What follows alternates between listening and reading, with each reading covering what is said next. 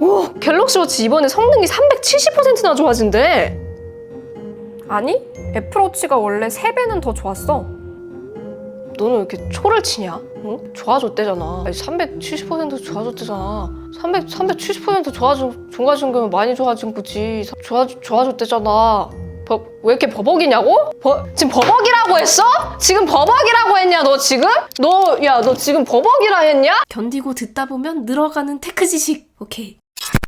안녕하세요 여러분, 주현입니다. 오늘은 갤럭시 워치 7에 대한 놀라운 소식들 전해드리려고 하는데요. 디자인으로 벌써부터 호불호가 확 갈리고 있는 갤럭시 워치 울트라, 그리고 디자인상에서는 큰 변화 없을 것으로 예상되는 갤럭시 워치 7, 이 두 모델에 대한 엄청난 소식을 전해드리려고 하는데요. 바로 전작 대비해서 성능이 37%가 아니라 370% 좋아질 것이란 소식입니다. 이걸 통해서 그동안 갤럭시 워치의 고질적인 문제로 지적되어 왔던 버벅임이 거의 완전히 사라질 것이라고 하는데요. 한 세대 만에 성능이 거의 4배 가까이 좋아진다는 건데, 심지어 루머도 아니고 확정 소식입니다. 어떻게 이게 가능한 건지, 그래서 어떤 것들이 달라지는 건지 지금부터 빠르게 정리해볼게요. 새로운 갤럭시 워치 7과 갤럭시 워치 울트라의 프로세서로 엑시노스 W1000이 탑재되는데요. 최근 삼성 반도체가 내놓은 새로운 웨어러블 전용 칩셋입니다. 우선 이 엑시노스 W1000은 이 웨어러블 업계에서는 정말 많은 기대를 한몸에 받고 있는 칩셋이에요. 그 이유가 뭐냐? 삼성 파운드리로 만든 삼성 자체 개발 3나노 공정 칩셋이기 때문인데요. 정확히는 3나노 게이트 올 어라운드 공정이라고 하는데요.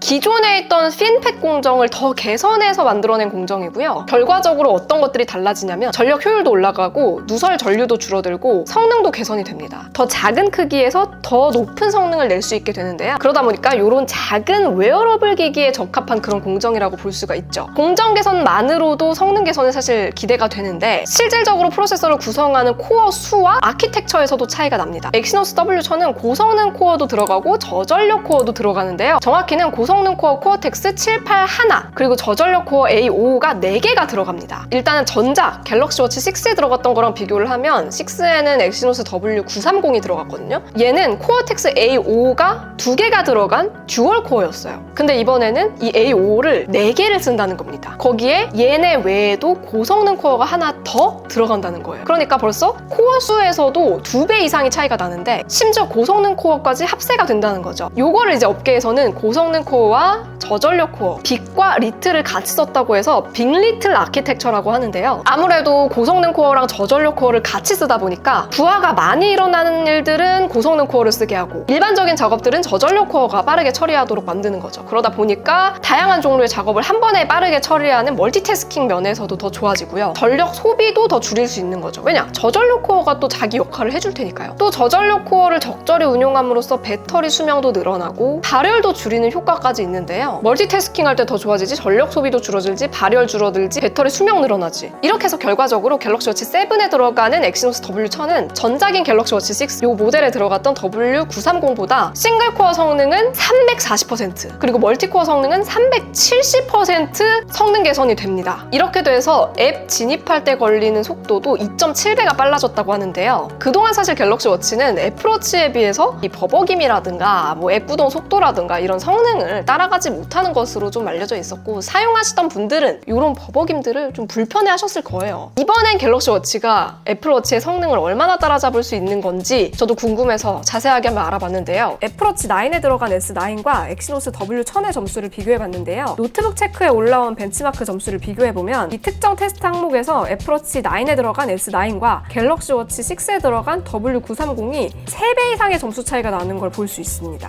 이번에 갤럭시 워치 7으로 가면서 성능 개선이 거의 4배 가까이 일어난다고 했잖아요. 정확히는 3.7배 정도? 그러다 보니까 완벽하게 애플워치와 갤럭시 워치를 1대1로 성능 비교를 하기는 어렵지만, 벤치마크 테스트 점수를 토대로 비교해 봤을 때 드디어 이제 갤럭시 워치가 애플워치의 성능에 근접하게 올라왔다고 보시면 되겠습니다. 갤럭시 워치 유저들에게는 정말 반가운 소식이 아닐 수가 없죠. 이제 버벅 조롱을 안 들어도 되는 건가 싶어지는데, 저도 갤럭시 워치 7 나오면 실사용해 보면서 진짜 버벅임이 없을지 한번 확인해 보도록 하겠습니다. 이외에도 엑시노스 W1000 프로세서로 변경하면서 갤럭시 워치 7에는 2.5D AOD 기능을 탑재할 수 있게 됐는데요. 이제 곡면 디스플레이 디자인을 AOD로 활용할 수 있을 예정이고요. 사실 갤럭시 워치 6에서도 AOD 기능은 지원을 했거든요. 근데 2.5D AOD는 뭐가 다르냐? 이 디스플레이 가장자리가 약간 곡면 처리가 돼 있잖아요. 있잖아요. 이 곡면에서도 AOD를 표현할 수가 있게 된다는 겁니다. 그러다 보니까 디자인 면에서 아무래도 좀 더 디테일해진다는 점. 그 외에 갤럭시 워치 7에서의 변경되는 부분들도 빠르게 한번 정리해 볼게요. 우선 배터리 용량은 변하지 않지만 15W 무선 충전을 지원해서 충전 속도가 50% 정도 더 빨라질 예정이고요. 램과 저장 공간도 업그레이드가 됩니다. 저장 공간은 32GB로 업그레이드 되고요. 메모리도 4GB LPDDR5가 탑재가 돼서 전작보다 더 빠르고 원활한 멀티태스킹을 할 수 있을 것으로. 또 AI 기능이 추가가 될 예정인데요. 뭐 맞춤형 건강 기능이나 운동 기능 같은 것들이 추가될 예정이고요. 지금 또 가장 기대되는 기능 중 한 가지가 바로 혈당 측정 기능이죠. 피를 내가지고 혈당을 직접적으로 측정하는 게 아니라 많은 전문가들이 말하기로는 이런 비침습성 혈당 측정, 그러니까 피를 내지 않고 혈당을 측정하는 방식은 아직까지 굉장히 부정확하다고 합니다. 따라서 이 기능이 나오게 되더라도 초기 단계에는 예측이나 경고 기능 위주로 사용될 가능성이 높은 상황이고요. 자세한 내용은 관련 내용 발표가 되면은 또 빠르게 전달해 드리도록 할게요. 진짜 이제 갤럭시 언팩이 얼마 남지 않았는데 자세한 실물 후기는 제가 보고 와서 바로 빠르게 남겨드리도록 하겠습니다. 여러분도 궁금한 점 댓글로 많이 남겨주세요. 그럼 안녕! 빠이!